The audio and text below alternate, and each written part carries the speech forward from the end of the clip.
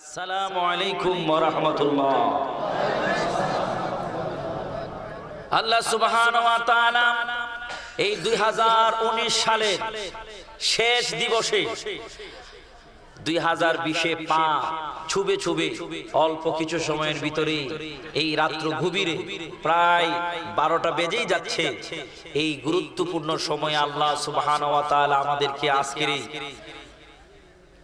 জংলা শিবপুর বাজার কেন্দ্র জামি মসজিদের উদ্যোগের মাহফিলে আসার বসার তৌফিকটুকু দিয়েছেন। মালিক ও মাওলার দরবারে জবানটুকু উঁচু করে উচ্চ আওয়াজে বলুন আলহামদুলিল্লাহ। এবার উচ্চ আওয়াজে কোন আল্লাহু আকবার। এবার মায়ার কণ্ঠে কোন ইয়া রাসূলুল্লাহ।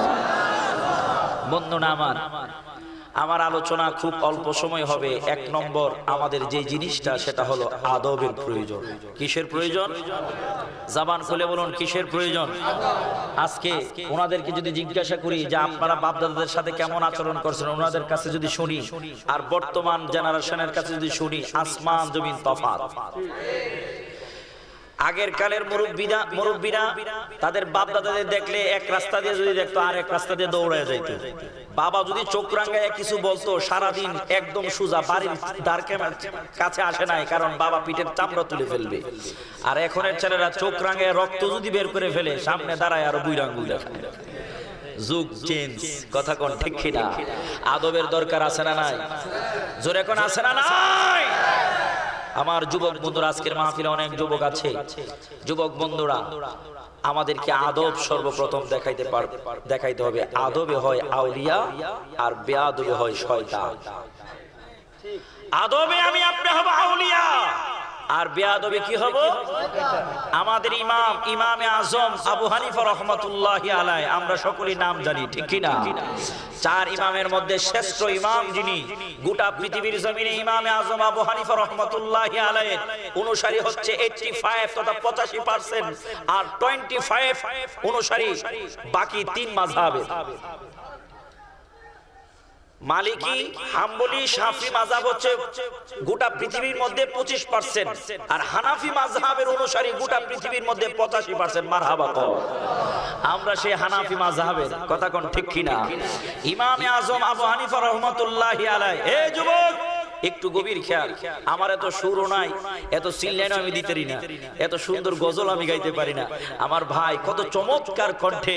আমি চিন্তা করছিলাম যে আমার ভাইয়ের পরে আমি মাইক ধরে নিয়ে সব উঠতে জায়গা না, আলহামদুলিল্লাহ বসছেন। বোঝা গেল আপনারা কিছু মূল্যবান কথা শুনতে চান, ঠিক কিনা? আমি এরকম কথাই বলবো। আজকের মাইক দিয়া সুর দেওয়া সম্ভব না, গলা টানে মোটামুটি ভালোই দেখা যায়। বন্ধুরা আমার, ইমামে আজম আবু হানিফা রাহমাতুল্লাহি আলাইহি এরকম ছাত্রদেরকে নিয়ে দার্স দিচ্ছেন, আলোচনা করছেন, কোরআন হাদিসের কথা বলছেন। আলোচনা করার মধ্যে দিয়ে ইমাম আজম আবু হানিফা রাহমাতুল্লাহি আলাইহি হঠাৎ করে দাঁড়ায়। এরকম একবার, দুইবার, তিনবার, চারবার, পাঁচবার কিছুক্ষণ পড়ায় হঠাৎ করে দাঁড়িয়ে যায়, আবার বসে উনি ছাত্রদেরকে দার্স দিচ্ছেন। 5 বার যখন দাঁড়ানোর পরে দার্স দেওয়া শেষ হলো, পড়ানো শেষ হলো, কিতাবাদি বন্ধ করে যখন উনি বসলেন, এক ছাত্র ওনার কাছে গিয়ে বলছে, হুজুর আপনি বিয়াদবি না নিলে আমি একটা কথা বলতে চাই। সুবহানাল্লাহ। ইমামে আজম আবু হানিফা রাহমাতুল্লাহি আলাইহি ডাক দিয়ে বলে, বাবারে কি তুমি জানতে চাও? ছাত্র ডাক দিয়ে বলে, হুজুর আপনার কাছে জানতে চাই, দেখ কোনদিন আপনি আমাদের পড়ানোর সময় এমনি ভাবে দাঁড়ায়া যান না, আজকে কেন পড়ানোর মধ্য দিয়ে আপনি দাঁড়িয়ে গেছেন? একবার নয়, দুইবার নয়, 5 বার আপনি দাঁড়াইলেন। বাবারে, যদি আমি আপনি বড় হতে চাই, দুনিয়ার জমিনে আমার আপনার নামটা রেখে যেতে চাই, আদব লাগবে। আদব ছাড়া আজ পর্যন্ত কেউ বড় হতে পারে নাই। যারা বড় হয়েছে এই লোকগুলানের ইতিহাস খুঁজে দেখো, তারা অনেক আদবী ছিল। আদবের মাধ্যমে একটা লোক সম্মানিত হয়। আমার আল্লাহ যাকে ভালোবাসে, গোটা পৃথিবীর সব মানুষ তাকে ভালোবাসে। ইমামে আজম আবু হানিফা রাহমাতুল্লাহি আলাইহি ডাকে বলে, বাবা তুমি প্রশ্ন করেছো, আমি কেন দাঁড়িয়ে গেলাম? প্রশ্নের জবাব তোমরা জানতে চাও। বুঝতে পেরেছি আমার সব ছাত্ররা পরামর্শ করেছো, হুজুর কোনোদিন দাঁড়ায় নাই, আজকে কেন দাঁড়িয়ে গেলেন? ইমামে আজম যিনি এত বড় আলেম, এত বড় মুহাদ্দিস, এত বড় মুফতি, এত বড় মুফাসসির, যিনি এত বড় ফকি, ওই ইমামে আজম ডাক দিয়ে কই, ছাত্ররা রে, আমি যখন পড়াইতেছিলাম, পড়ানোর মধ্য দিয়ে ওই যে মাঠটা দেখা যায়, মাঠের মধ্যে আমি হঠাৎ করে পড়ানোর মধ্য দিয়ে নজর করে দেখলাম অনেক ছেলে মেয়েরা লাফালাফি করছে, ফাল্লাফাল্লি করছে। লাফালাফির মধ্যে দিয়ে আমার নজর পড়ে গেল একজন ওই জায়গার মধ্যে আওলাদে রাসূল আছে। আমার নবীর আওলাদ একজন ওই বাচ্চাদের সাথে, সে আওলাদে রাসূলও খেলাধুলা করছে। বাচ্চাদের মধ্য থেকে যখন আওলাদে রাসূল আমার চোখ বরাবর হয়ে যাইত, আমি সাথে সাথে দাঁড়ায়া যাইতাম। আবার যখন কাফেলার ভিতরে পড়ে যাইতো, আমি বসে বসে পড়াইতাম। ও আমার ছাত্ররা রে, তোমরা শুনো, আমি কেন 5 বার দাঁড়াইলাম? ওই 5 বারই আওলাদে রাসূল আমার চোখের সামনে এসেছে। যতবার আওলাদে রাসূল আমার সামনে দাঁড়িয়েছে, ততবারই আমি আওলাদে রাসূলের সম্মানে দাঁড়িয়ে গেলাম। ও আমার বাবারা ভাইরা, ইমামে আজমের জ্ঞান আছে না নাই? ইমামে আজমের ইলম আছে না নাই? আপনাকে ওই আওয়াজে মানি না, আছে না নাই? ইমামে আজম এত বড় আলেম হওয়ার পরেও যদি আওলাদে রাসূলের জন্য দাঁড়ায়া যাইতে পারে, যেই নবীরে সৃষ্টি না করলে আমাদের কিছুই হইতো না, আমি হইতাম না, আসমান জমিন কিছু হইতো না, ওই নবীর মহব্বতে দাঁড়ানো যাবে কি যাবে না? আওলাদে রাসূল ছোট্ট একটা শিশু, ওনার সামনে চোখে পড়ার কারণে উনি ছাত্রদেরকে পড়ানোর মধ্য দিয়ে দাঁড়ায়া সম্মান দিতেন।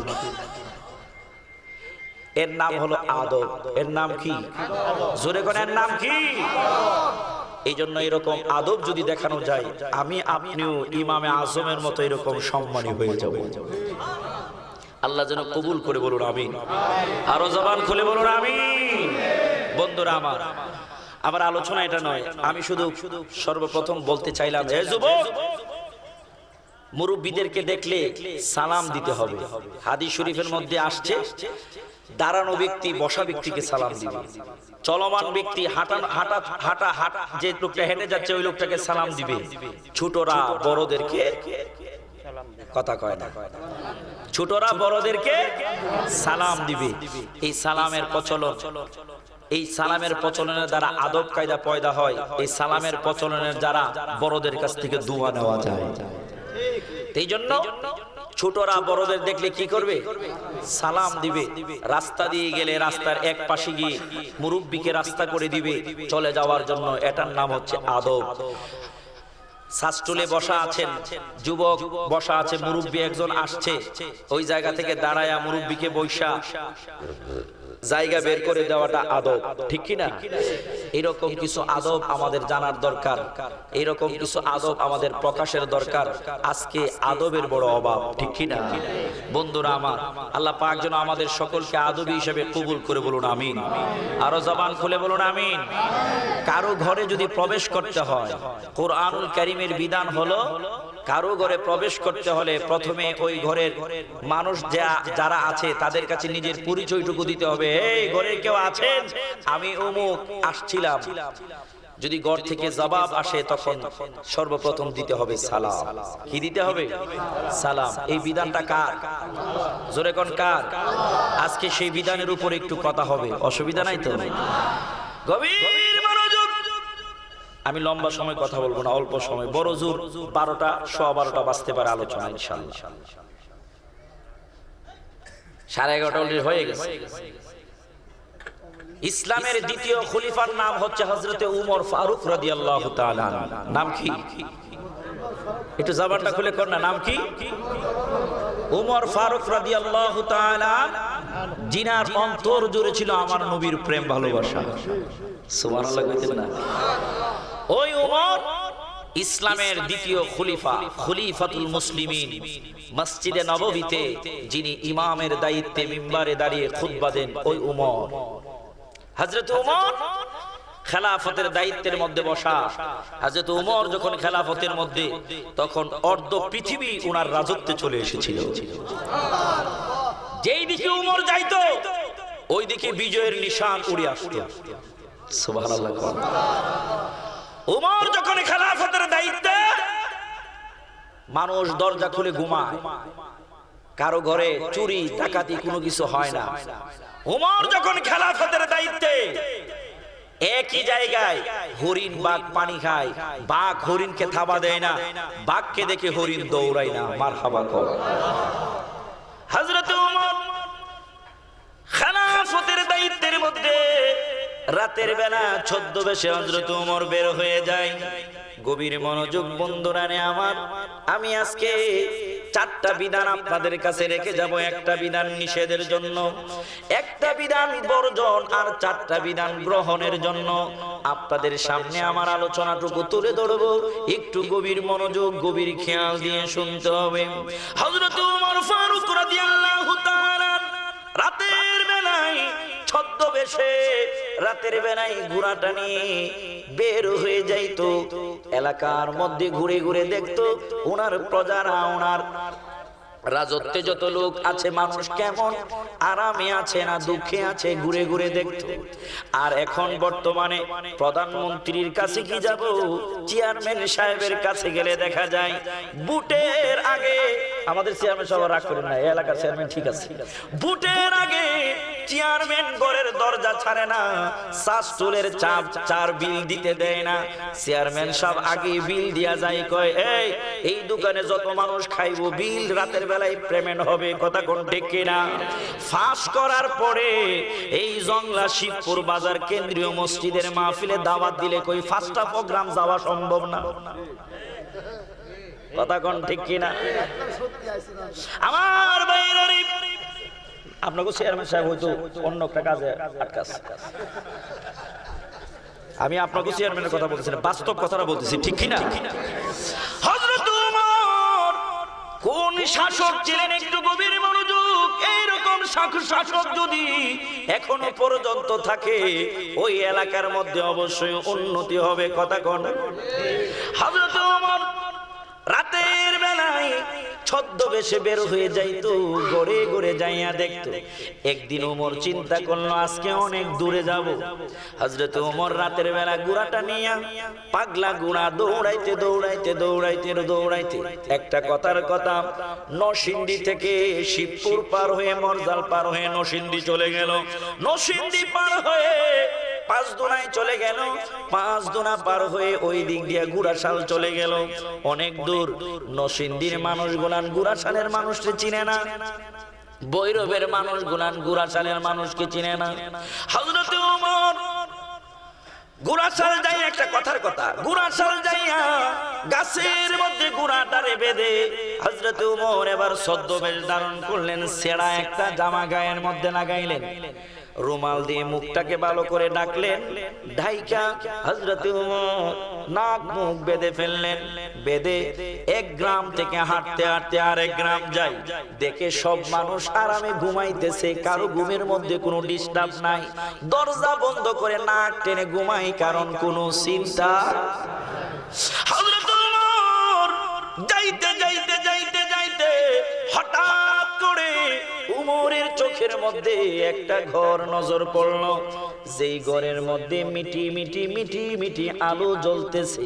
হযরত ওমর কই কি ব্যাপার, এই ঘরের মধ্যে কেন রাত্র গভীরে আগুন জ্বলে, এই ঘরের মধ্যে কেন রে রাত্র গভীরে আলো জ্বলে, মনে হয় কোনো সমস্যা আছে। হযরত ওমর ওই ঘরের কাছে চলে গেলেন, গিয়ে দেখেন ঘরের দেয়াল চতুর্দিক দিয়ে মাটি দিয়ে দেওয়াল দেওয়া, উপরের ছাদটা খেজুর পাতা দিয়ে, খেজুরের পাতা দিয়ে ছাদ দেওয়া।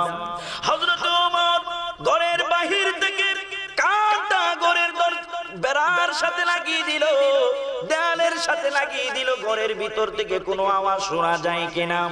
হযরত ওমর দেখে কোনো আওয়াজ শোনা যায় না, রাত্র গভীর নীরব নিভৃত, এরকম নীরব একটা গাছের পাতা পড়লেও আওয়াজ শোনা যায়।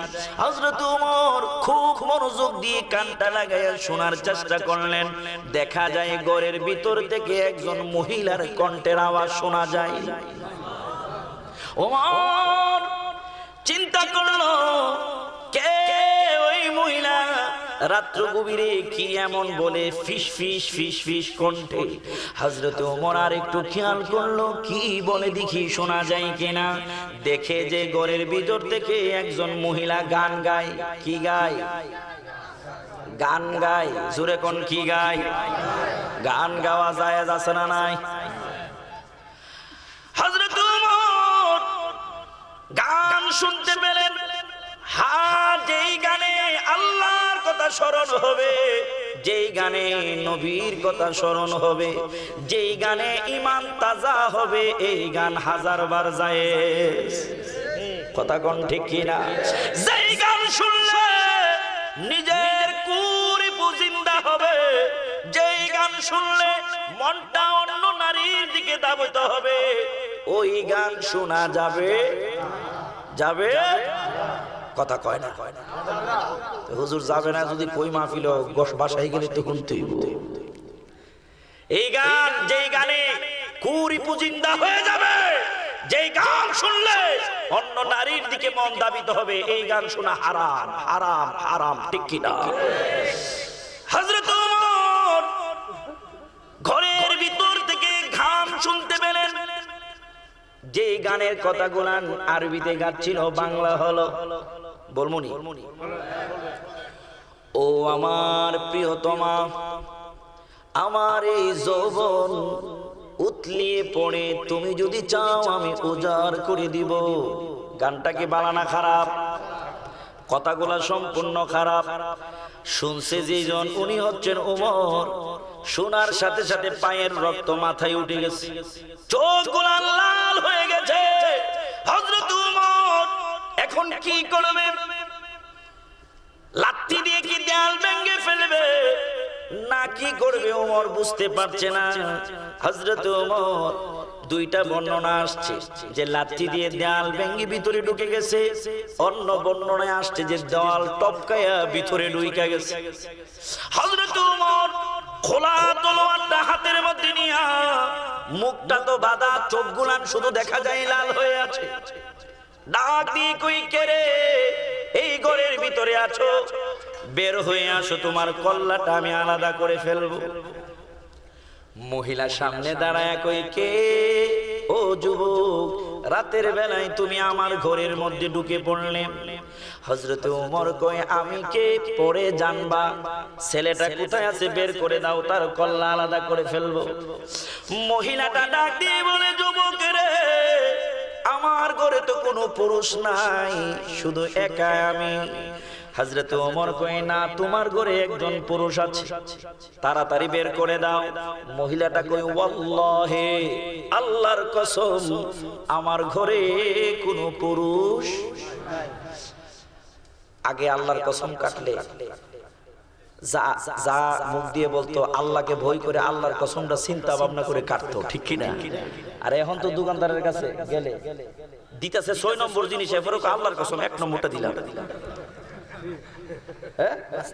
মানে কসম কাটতে একটু চিন্তা করে না যে জবাব আমার দিতে হবে।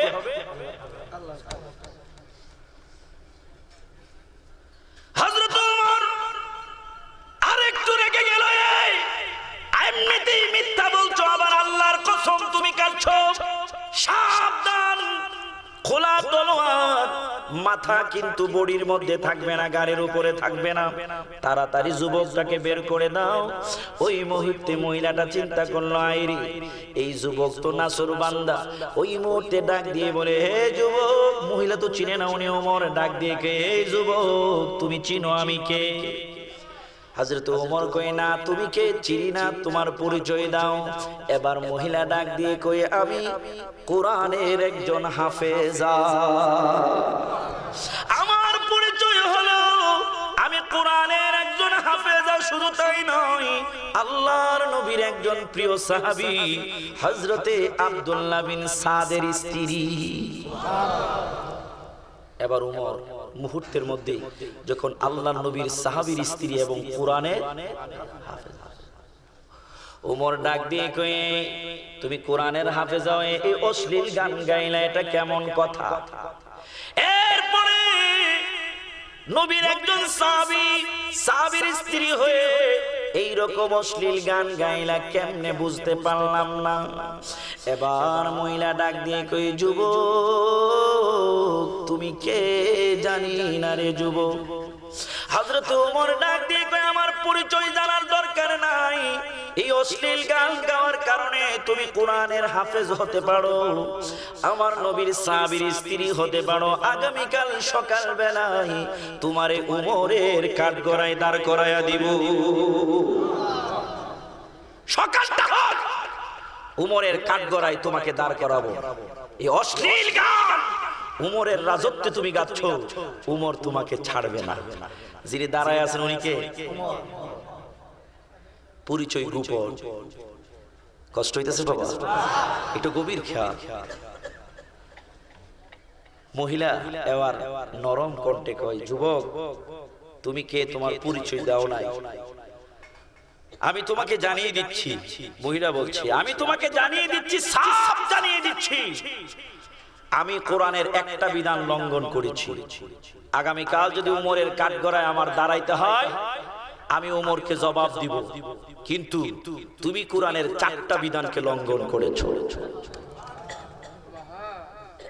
হযরত উমর এবার এতক্ষণ যতটুকু গরম আছিল এবার সাথে সাথে ঠান্ডা, মনে হয় যেন বরফের পানি মাথায় ঢেলে দিচ্ছে।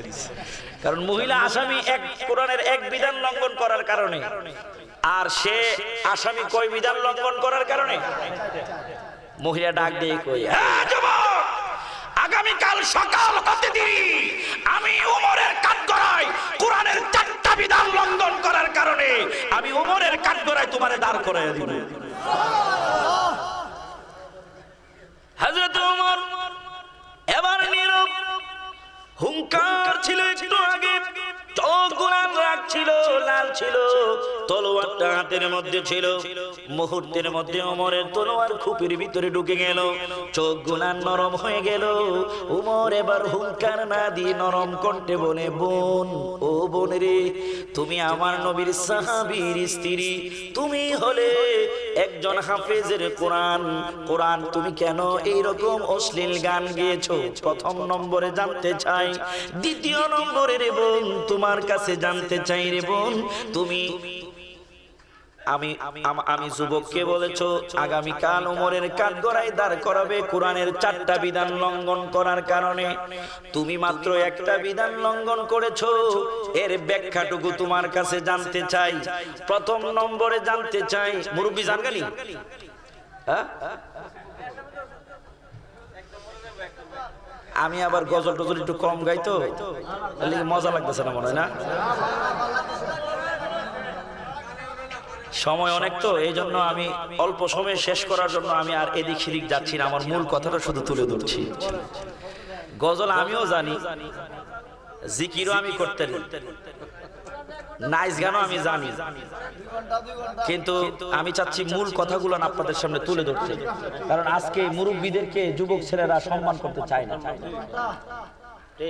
এই কথাটা আপনাদের সামনে একটু তুলে ধরি কোরআন এবং হাদিস থেকে। ঠিকই একটু গভীর খেয়াল, আমার সাথে মহব্বতে পড়ুন। ও মদিনা তোমায় বলতে পারি না, বলুন ও মদিনা তোমায় কি করে বলবো তোমায়, বলো না বলো না, তোমার বুকে শুয়ে আছেন যেই জনা, তাকে সৃষ্টি না করিলে আমার রাব্বানা কিছুই সৃষ্টি। বলুন ও মদিনা তোমায় বলতে, হাই হাই ও মদিনা তোমায় বলতে। আমার মায়েরা হযরত উমর ডাক দিয়ে বলবো, এক নম্বরে তোমার তোমার পরিচয় আমি জানতে পারলাম রে বোন।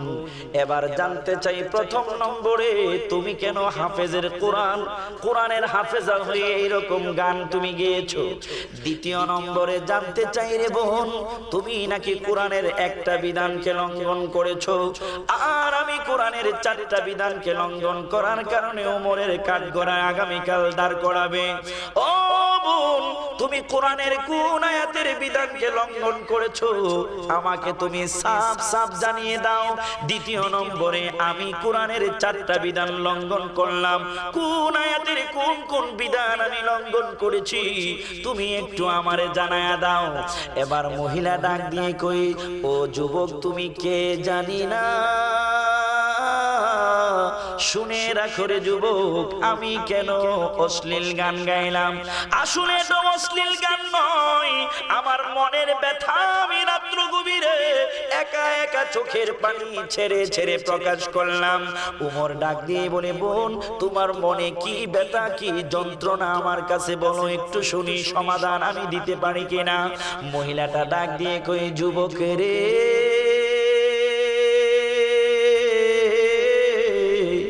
এই জামানার খলিফা হচ্ছে খলিফাতুল মুসলিমিন হযরত ওমর।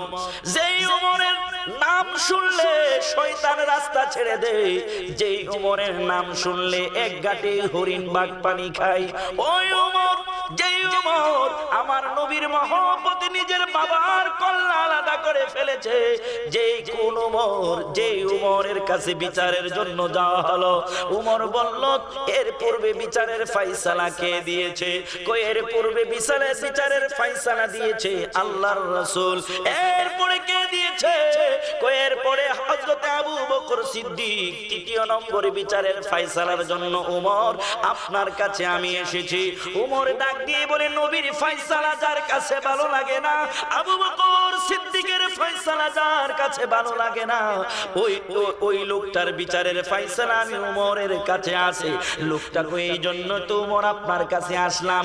ঘরের ভিতরে যাইয়া ওমর খোলা তলোয়ারটা নিয়ে লোকটার মাথাটা ঘাড় থেকে আলাদা করে দিয়ে কই, শুনে রাখ, আল্লাহর নবীর বিধান যার কাছে ভালো লাগে না, হযরত আবু বকর সিদ্দিকের বিধান যার কাছে ভালো লাগে না, ওমরের কাছে তার বিধান হলো তার শরীরের মধ্যে মাথা থাকবে না।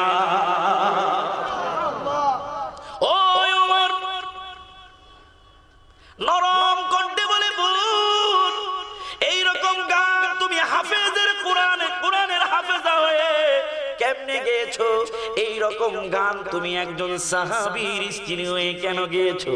এবার বলে, শুনো রে যুবক, কেন আমি এই গানটা গাইলাম, একটু গভীর খেয়াল। মহিলাটা ডাক দিয়ে কই, ও যুবক, একটা ছেলে একটা মেয়ে আস্তে আস্তে বয়স বাড়ে বড় হই, তাদের স্বপ্ন তাকে বাসর ঘর হবে, স্বামী স্ত্রী একত্রে যাবে, মধুর মিলন হবে, মনের কথা দুইজনের কাছে দুইজন বলবে, ঠিক কিনা? ও যুবক, আমার বিবাহ হলো আল্লাহর নবীর সাহাবী মুজাহিদ, আমার নবী যাকে বড় ভালোবাসতেন, আব্দুল্লাহ বিন সাদের সাথে। নওজোয়ান যুবক হযরত ওমর, আমার স্বামী যখন বিবাহ হলো, বিবাহের পরে দিনের বেলায় ওলিমা অনুষ্ঠান হলো, চমৎকার অনুষ্ঠান হয়েছে, সকল মানুষ আনন্দের সাথে খাওয়া দাওয়া করলো। সুন্নতি তরিকায় বিবাহে খাওয়ানোর অনুষ্ঠান করবে ছেলে। কে করবে? কথা কয় না, কিন্তু আমগো জামানায় উল্টাই গেছে, করতেইব মেয়ের বাপ। বরযাত্রী যাইব 200, মেয়ের বাড়ি, মেয়ের বাবার টাকা থাকুক আর না থাকুক, চেয়ারম্যানের কাছে যাবে, সভাপতির কাছে যা, এলাকার মাতবরের কাছে গিয়া হাওলাত দেন, না হলে ইজ্জত থাকতো না। আসার কথা 200, আয় পড়ছে 250। এরপরও জামাইয়ের বাপের কি লারা, ইজ্জত আর রাখছেন না। আমার জীবনে একদিনই খাইতাম ইসলামেও আমার অনেক মানুষ না খাইয়া গেছে। এরকম হয় কি হয় না?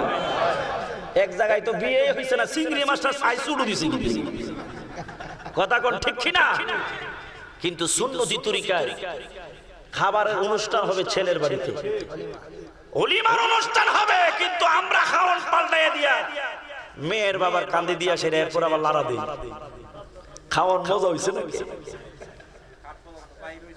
এরপরে খাট পালন তো বাকি রয়েছে, কথা তো বাস্তব। কিছুদিন আগে এক জায়গায় বিয়েতে গেছি, জামাই কোটিপতি, কোটি কোটি টাকার মালিক, অনেক সম্পদের মালিক, বড় ব্যবসায়ী, চিটাঙে ওই শিড়ের ব্যবসা করে, এই জাহাজের শিড় আছে না, এগুলোর ব্যবসা করে, কোটি কোটি টাকা সে ব্যবসা করে। শ্বশুর বাড়িতে হুন্ডা চাইছে 2,20,000 টাকার হুন্ডা, পালসার হুন্ডা দিত, না হইলে বিয়েই করতো না। কারবারটা দেখছো? এই বিয়ে গেছি আমি, এরা বিয়ার হুন্ডা টুন্ডা দিছে পরে আমি বললাম যে এবার ঠিক আছে, বিয়ার পরে আর কি যখন মেয়ের উড়ে দিব, আমি মেয়ের বাবার ডাক দিয়ে গেলাম, মেয়ের বাপ নাই, মারে ডাক দিয়ে গেলাম, বাইরে ডাক দিয়ে গেলাম, একটা কাম করেন ছেলেরে এবার হুন্ডা দিয়ে বিদায় করে দেন, বউ আম্বু কাছে তাহ 3 দিন পরে বউ দিব। এবারে ছেলে চাই একটু লজ্জা হয়েছে কথাটাই, আমি তো হুজুর মানুষ আর পাল্লা কিছু করতে পারছে না। আমি কইলাম যে হুন্ডা দিয়ে বিদায় করে দেন, মেয়ে 3 দিন পরে দেন, বাসর ঘর করুক হুন্ডা লইয়া। এ যুবক, এই জিন্দেগিটা অল্প দিনের জায়গা, 50, 60, 70 বছরের জীবন। বড় জোর বাঁচলে 100 বছরই বাঁচবে, 100 বছর বাঁচলে কেউ মরে নাকি? ঠিক নেই? এই মুরব্বী আজীবনের হায়াত হয়ে বসে, বাবা রে বাবা, 60-70 বছর হায়াতি আমরা পাবো। কিসের বাহাদুরি, কিসের তাকাব্বুরি? গোটা জিন্দেগিটা সুন্নতি জিন্দেগি হিসাবে সাজাইলে তোমার স্থান কবরেও নিয়ামত, হাসরে নিয়ামত, ঠিক কিনা? আমরা সুন্নতি জিন্দেগি আশিকের রাসূল নবীর জন্য জীবনটা জ্বালাই, স্লোগান দিয়ে গলা ফাড়াইলাই, বিয়া করতে গেলে কই 1 লাখ টাকা নগদ দিব। আমরা হুজুরও কম না, কথা কোন ঠিক কিনা? ফার্নিচার সব দিও না, ঘরটা সাজায় দিবেন, হুন্ডা একটা দিবেন, আর নাইলে বিয়া করুন না। যৌতুক নেওয়া হারাম, হারাম, হারাম, ঠিক কিনা? প্রয়োজনে মেয়ের বাবারে বলবেন, আপনি আমার এই বউরে এই পর্যন্ত পাইলা বড় করছেন, আমি 20,000 টাকা দিলাম, আমার আব্বা শুনলে তো বহাবই করবো, 20,000 দিলাম, আপনি অনুষ্ঠানের দিন খরচ করে। কারণ আমার বাড়িতে উলিমা সিস্টেম করতে পারুন না, যুগটা পাল্টে গেছে। আপনারে দিলাম 20,000 টাকা, আপনি খরচ করেন, আমার উলিমার অনুষ্ঠানটা হয়ে গেল। বিবাহ পড়াবেন মসজিদে, এটা সুন্নত তরিকা। ছেলের বিবাহ কোথায় পড়াবেন? মসজিদে পড়াবেন, সুন্নত তরিকা। বাসায় পড়ালে হইব, বিয়াজে হইব না তা না। আবার কবে যে বুলবুলি সাহেব উল্লাহ পাল্টা হয়ে গেছে। আপনাকে এলাকায় সবচেয়ে বড় মুফতি সাহেব ছিলেন মুফতি রজব আলী সাহেব হুজুর। আমি হুজুরের সংস্পর্শ পেয়েছি। হুজুর শরীফপুর দরবার শরীফে যাইতেন, আমাদের আড়াইশিদার পাশে শরীফপুর দরবার শরীফ, আব্দুল কাদের ফারুক হিসাবে এনে, হ্যাঁ, ও সব সময় যাইতেন ওইখান। উনি হচ্ছেন আমার দাদা হয়, আমার দাদির বড় ভাই। তো ওই হিসাবে আমার দাদির ছোট ভাই, দাদি বড়। তো ওই হিসাবে হুজুরের খেদমত করার সুযোগ আমি পেয়েছি। তাহলে আজকে কিছু নসিহত করে গেলাম। বিবাহ যুবক, অনেক যুবক আছে, বিবাহ করার সময় যৌতুক নেওয়া যাবে না, এটা হারাম। হারাম দিয়ে কখনো আরাম নাই। কই হুজুর 3 মাসও সংসার করতাম না, জামাই বউ সেরা দেখতারি না, গন্ডগোল হইব না কেমনে? শুরুই করছো হারাম দিয়া। আর এখন আর একটা নতুন জিনিস শুরু হয়েছে, যেটা আপনারা জীবনে দেখছেন না। গায়ে হলুদের সময় বড় এই ব্যাংক ফাটির অনুষ্ঠান না, মায়ারা, জোয়ান মায়ারা, বাপরা বাপ, উল্কা নাইস নাইস দেখলে মাথা গরম হয়ে যাবে। উল্কা নাইস নাচে, এগুলো হারাম, ঠিক কিনা? আপনার বিবাহ করতে যাচ্ছেন, রাতের বেলায় মিলাদ শরীফ পড়ে দোয়া করেন, রাতের তাহাজ্জুদটা পড়ে, যে আল্লাহ আমার ঘরে একটা নেককার স্ত্রী দাও, এই স্ত্রীর ঘর থেকে আব্দুল কাদের জিলানীর মতো নেক আওলাদ তুমি দাও, আপনার দোয়া আল্লাহ কবুল করে নেবে। আর এখন উল্টে গেছে, আমরা কি করি? Disco nice. আমার ভাইরা, আব্দুল্লাহ বিন সাদের স্ত্রী ডাক দিয়ে বলে, যুবক তুমি কে জানি না, শুনে রাখো, প্রথম নম্বরের জবাব দিচ্ছি, আমি কেন এরকম গান গেলাম, আমার মনের দুঃখ আমি কেন প্রকাশ করলাম, শুনে রাখো রে যুবক। আমি এইরকম গান গেয়েছি, আমার বিবাহ ওলিমার অনুষ্ঠান শেষ হলো, বিকাল বেলা হয়ে যাচ্ছে, সন্ধ্যা গনিয়ে আসছে, আমি বুক বড় আশা নিয়ে ঘরের ভিতরে বসে আছি, আমার স্বামীর চেহারাটা আমি দেখবো, আমার স্বামী আমার চেহারাটা দেখবে। একজন নারী বিবাহের পরে স্বামীকে কাছে পাবে এই আশা নিয়ে সে থাকে। আমিও সে আশা নিয়ে বসেছিলাম, কিন্তু রে ও যুবক, যখন সন্ধ্যা গনিয়ে আসছে, মাগরিবের আযান দিবে, ওই সময় একজন যুবক গুড়া দৌড়ায় আমাদের বাড়িতে হাজির হলো। হাজির হয়ে কই, আব্দুল্লাহ বিন সাদকে রে, হযরত উমর আমাকে দুধ হিসাবে পাঠিয়েছে। উমর বলেছে, আব্দুল্লাহ বিন সাদ, এই দুধ তোমার কাছে উমরের পক্ষ থেকে আসার সাথে সাথে কিং কর্তব্য বিমূর না হয়ে মুহূর্তের মধ্যে তুমি যুদ্ধের ময়দানে যেতে হবে। উমর তোমাকে সেনাপতি বানিয়েছে, রোম সাম্রাজ্যে যুদ্ধের জন্য সৈন্যবাহিনী পাঠাবে। ও আব্দুল্লাহ বিন সাদ, হযরত উমর এই সৈন্যের সেনাপতি তোমাকে বানিয়েছে। উমর বলেছে, আমি খবর দেওয়ার সাথে যেন একটা মুহূর্ত দেরি তুমি না করো, মুহূর্তের মধ্যে যেন তুমি যুদ্ধের ময়দানে যাওয়ার প্রস্তুতি নিয়ে না। এই খবর যখন দূত এসে ওমরের পক্ষ থেকে দিল, ওই মুহূর্তে আব্দুল্লাহ বিন সাদ রেডি হয়ে গেল, প্রস্তুত হয়ে গেল, জিহাদের ময়দানে যাবে। আমার আব্বা দাঁড়িয়ে গেল, শ্বশুর আব্বার কি দাঁড়ায় গেল, বাবা ঘরের ভিতরে তোমার নববধূ, এখনো পর্যন্ত স্ত্রীর চেহারাটা তুমি দেখো নাই। আব্দুল্লাহ বিন সাদ ডাক দিয়ে বলে, ও আব্বা, কোরআনের আয়াত কি আপনি পড়েন নাই? আমার আল্লাহ সুবহানাহু ওয়া তাআলা কি বললেন? আল্লাহ বলেছেন, ইয়া আইয়ুহাল্লাযীনা আমানু আতিউল্লাহ ওয়া আতিউর রাসূলা ওয়া উলিল আমরি মিনকুম। চিৎকার মেরে বলুন আল্লাহু আকবার। আব্দুল্লাহ বিন সাদিক ডাক দিয়ে বলে, ও আমার আব্বা, যেহেতু আপনি আমার স্ত্রীর আব্বা, আমারও আব্বা, শুনুন আমার আল্লাহ কি বলেছে। ও ইমানদারের দলেরা, আল্লাহর আনুগত্য করো, আমার রাসূলের আনুগত্য করো, উলিল আমরি মিনকুমের আনুগত্য করো। হযরত উমর অবশ্যই উলিল আমরি মিনকুমের মধ্যে একজন। উমর যেহেতু ডাক দিয়েছে, উমরের আদেশ মান্য করাটা এখন আমার জন্য ফরজ হয়ে গেছে। শ্বশুর আব্বা ডাক দিয়ে কই, যাও স্ত্রীর কাছ থেকে বিদায় নিয়ে নাও। স্ত্রীর কাছে যাইয়া কই, বিবি গো, হযরত ওমর আমাকে যুদ্ধের সেনাপতি নিযুক্ত করেছে, আর দেরি করা যাবে না, তলোয়ারটা তোমার হাতে আমার হাতের মধ্যে তুলে দাও। যদি বেঁচে থাকি আবার তোমার সাথে দেখা হবে, যদি শহীদ হয়ে যাই হাসরের ময়দানে তুমি অপেক্ষা করলে দেখা হবে। উমরের ডাকের সাথে সাথে উমরের সামনে হাজির। উমর রোম সাম্রাজ্য বিজয়ের জন্য হযরত আব্দুল্লাহ বিন সাদকে সেনাপতি বানায় পাঠিয়ে দিয়েছে। আমার কথা বুঝতেছেন তো? একটু গভীর খেয়াল। 3 মাস পরে চিঠি আসছে, বিবি যুদ্ধের অবস্থা বেশি ভালো না, 3 মাসে এই যুদ্ধ শেষ হচ্ছে না, আরো হয়তো 3 মাস লেগে যেতে পারে। আমার জন্য যদি অপেক্ষা করো, বেঁচে থাকলে তোমার সাথে আমার দেখা হবে, আর যদি মরে যায় তাহলে হাসরের ময়দানে তুমি অপেক্ষায় থাকলে তোমার সাথে দেখা হয়ে যাবে। আব্দুল্লাহ বিন সাদের স্ত্রী, সাহাবীর বিবি, আমার নবীর প্রেমিকা, কথা কোন ঠিক কি না? আল্লাহর নবীকে জানের চাইতে বেশি ভালোবাসে। বর্তমান যুগে যদি এরকম সিডি পাঠাইতো, কইলে তোমার সংসারে লাথি দিলাম, তোমার কপালও লাথি দিলাম, বিয়ে করে তুমি বাসরাতে আমার কাছে না যায় গেছো, তুমি যুদ্ধ ফালাইত হয়ে গেলাম, কথা কোন ঠিক কি না? বেড়ায় যায় কষ্ট করে মুনি দেয় বিদেশের জমিনে। আমি কয়েকটা রাষ্ট্রে যাওয়ার সুযোগ হয়েছে, বিশেষ করে মক্কা শরীফে, মদিনা শরীফে দেখেছি বাংলাদেশের ছেলেরা কত পরিশ্রম করে, এই কষ্ট করে টাকা পাঠায়, বাড়িতে বিল্ডিং তুলে, স্ত্রী মার্কেটে যাইয়া, ভৈরব বাজারে যাইয়া সুন্দর করে মার্কেট করে, কথা কোন ঠিক না?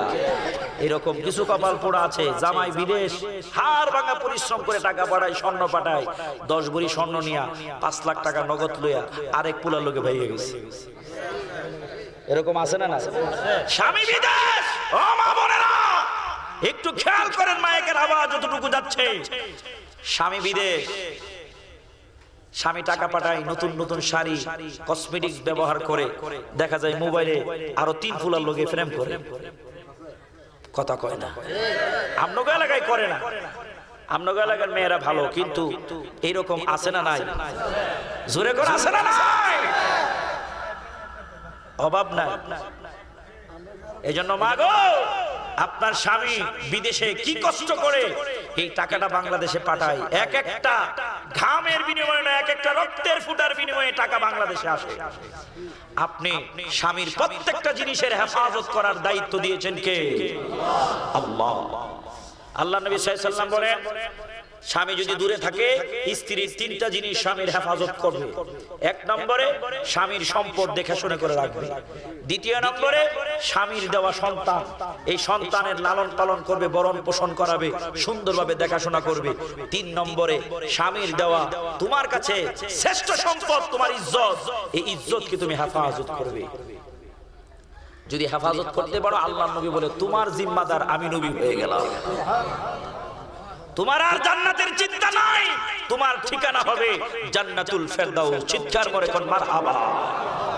আমার মায়েরা, ফাঁকে দেখো দুর্বাস করে নিলাম মা বোনদের। হযরত ওমর ডাক দিয়ে বলে, বোন তারপরে কি হলো?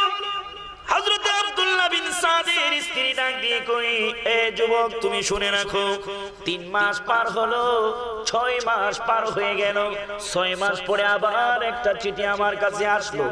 আমার স্বামী বলল, এই ভাই জানগারি, এই জানগা,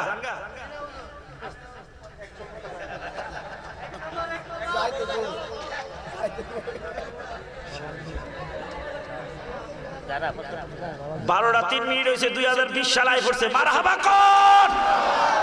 আল্লাহ যেন এই 20 সালটা আমাদের জন্য নিয়ামত হিসেবে কবুল করে কোন আমিন। এই 20 সালে যারা 2019 সাল থেকে 2020 সাল পর্যন্ত 1 বছর ওয়াজ শুনছেন এই জঙ্গা শিবপুর জামে মসজিদ প্রাঙ্গণে, বাবা রে বাবা, কারবারটা দেখছেন?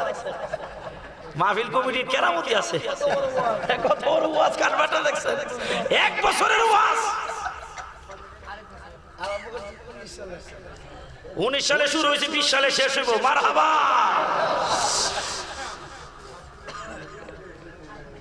একটু গভীর খেয়াল। আমার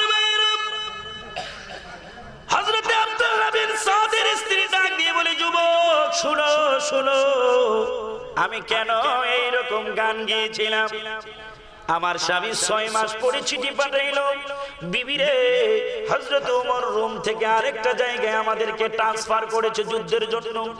ওই জায়গায় যুদ্ধে গিয়েছি, কতদিন লাগে জানি না রে বিবি, বেঁচে থাকলে গাজী হয়ে তোমার সাথে দেখা হয়ে যাবে, আর যদি মরে যাই রে বিবি, তাহলে হাসরের ময়দানে দেখা হবে। আব্দুল্লাহ বিন সাদের স্ত্রী ডাক দিয়ে, ওই যুবক রে, একজন নওজোয়ান মেয়ে তার স্বামীর কথা স্মরণ করে রাতের বেলায় চোখের পানি ছেড়ে ছেড়ে কাঁদে। আমার স্বামী চিঠি দিয়েছে, ওই চিঠিটা বুকের মধ্যে নিয়ে আমি রাতের বেলায় আমার স্বামীর বলতেছিলাম, ও আমার প্রাণের বধুয়া, এই যৌবন উতলিয়ে পড়ে, তুমি যদি চাও আমার এই যৌবন তোমার কাছে উজাড় করে দিব।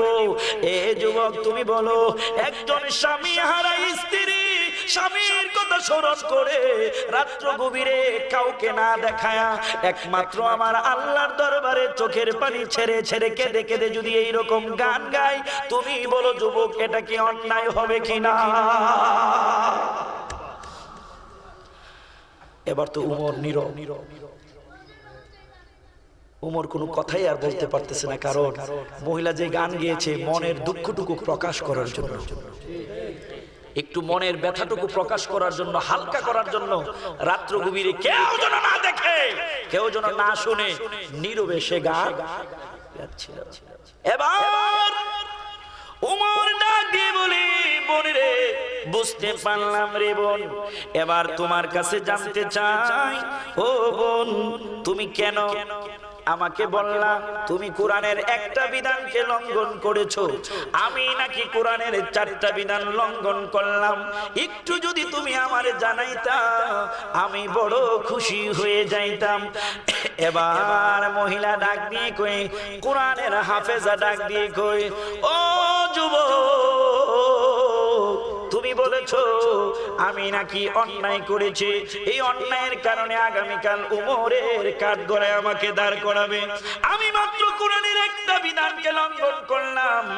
ও যুবক, তুমি লঙ্ঘন করেছো কোরআনের 4টা বিধান। এই 4 বিধান লঙ্ঘন করার কারণে আমি আগামীকাল তোমারে উমরের কাঠগড়ায় দাঁড় করাইয়া দিব। অনেক বেশি ভালো লাগে সোনার মদিনা, লাগবে তো কেন সেথায় শাহে, তো জবানটা খুলে কোনে, লাগবে তো কেন সেথায়, বলল অনেক বেশি ভালো লাগে সোনার মদিনা, লাগবে তো কেন সেথায়, মাশাআল্লাহ লাগবে তো কেন সেথায়। মাশাআল্লাহ, রাত 12টা, এরপরে তো মাশাআল্লাহ চমৎকার আওয়াজ, কারণ আমাদের ঠিকানা তো মদিনা, ঠিক কি না? জবানটা খুলে কোন, লাগবে তো কেন সেথায়, দোয়াই নবী বনে আল্লাহ আর জি শুনো না, অনেক বরকত দিস আল্লাহ, কি বলে, খানাই কাবায় অনেক বরকত দিস রাব্বানা, দোয়াই নবী বলে আল্লাহ আর জি শুনো না, খানাই কাবায় অনেক বরকত দিস রাব্বানা, মদিনাতে দ্বিগুণ বরকত করো গো সোনা, হাই হাই মদিনাতে দ্বিগুণ বরকত করো গো সোনা, লাগবে তো কেন সেথায়, জবানটা খুলে, লাগবে তো কেন সেথায় শাহে, বললেন অনেক বেশি ভালো লাগে, এই আওয়াজ মানি না, অনেক বেশি ভালো লাগে, লাগবে তো কেন সেথায়, হাই হাই লাগবে তো কেন সেথায়, পৃথিবীর কত জায়গায় কত যে গেলাম, কোন জায়গায় কোনখানে শান্তি না পেলাম, শান্তি যদি পেতে চাও চলো মদিনায়, শান্তি যদি চলো মদিনায়, লাগবে তো কেন সেথায়, হাই হাই লাগবে তো কেন সেথায়, হাই হাই লাগবে তো কেন সেথায়, ওমর ডাক দিয়ে বলে, বোনেরা আগামীকাল সকাল বেলায় ওমরের কাঠগড়ায় আমারে দাঁড় করাইবা, আমার কোনো আপত্তি নাই, তবে রে বোন তোমার কাছে জানতে চাই কোরআনের কি বিধান তুমি লঙ্ঘন করেছো, আর কি বিধান আমি লঙ্ঘন করেছি তুমি আমাকে একটু জানায়া দাও। এবার মহিলাটা ডাক দিয়ে কই, আব্দুল্লাহ বিন সাদের স্ত্রী ডাক দিয়ে কই, ও আমার বন্ধুরা রে, নরসিংদীর বাবারা ভাইয়েরা, ও আমার শিবপুরের বন্ধুরা, একটু গভীর খেয়াল, কোরআন থেকে কয়েকটা কথা আপনাদের সামনে রেখে যায়।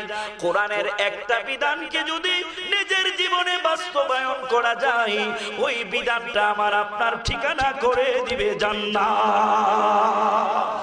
কথা কোন ঠিক কিনা? দুই হাত তুলে কোন ঠিক কিনা? আল্লাহ কবুল করুন, কোন আমিন।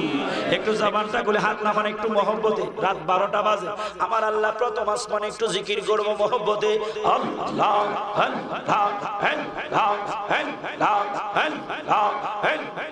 মাথাটা নাড়ায়া, আল্লাহ আল্লাহ কিন্তু প্রথম আসমানে ডাকতেছে, বান্দা কি চাও? আল্লাহ আল্লাহ আল্লাহ আল্লাহ আল্লাহ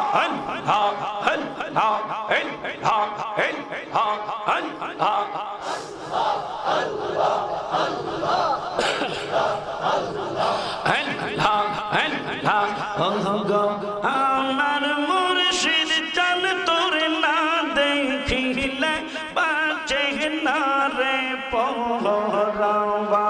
আল্লাহ আল্লাহ আল্লাহ আল্লাহ ও গো আমার আশিক চাল তোর না দেখিলে বাঁচে পরাওয়া।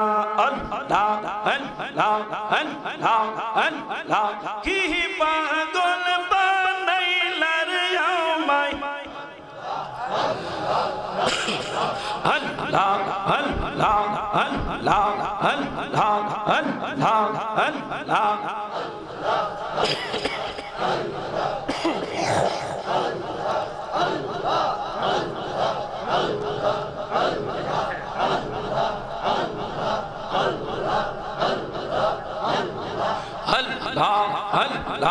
আল্লাহ মদিনা মদিনা আশিক মুমিনের ঠিকানা। আল্লাহ আল্লাহ আল্লাহ আল্লাহ আল্লাহ আল্লাহ দিদার চেয়ে কাঁদো তোমরা, দিদার চেয়ে কাঁদো তোমরা, হো না নবীর দেওয়ানা। মদিনা মদিনা আশিক মুমিনের ঠিকানা। আল্লাহ আল্লাহ আল্লাহ মাশাআল্লাহ।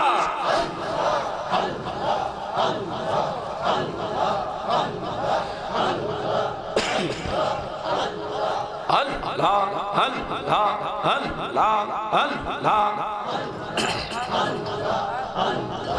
আল্লাহ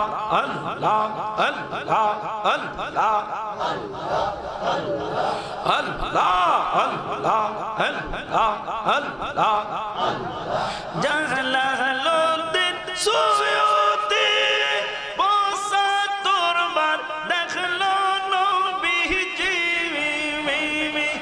এতবার দেখিয়াও নবী, এতবার দেখিয়াও নবী দীপ্তি তাহার হলো না। মদিনা মদিনা আশিক মুমিনের ঠিকানা। আল্লাহ আল্লাহ আল্লাহ আল্লাহ আল্লাহ আল্লাহ আল্লাহ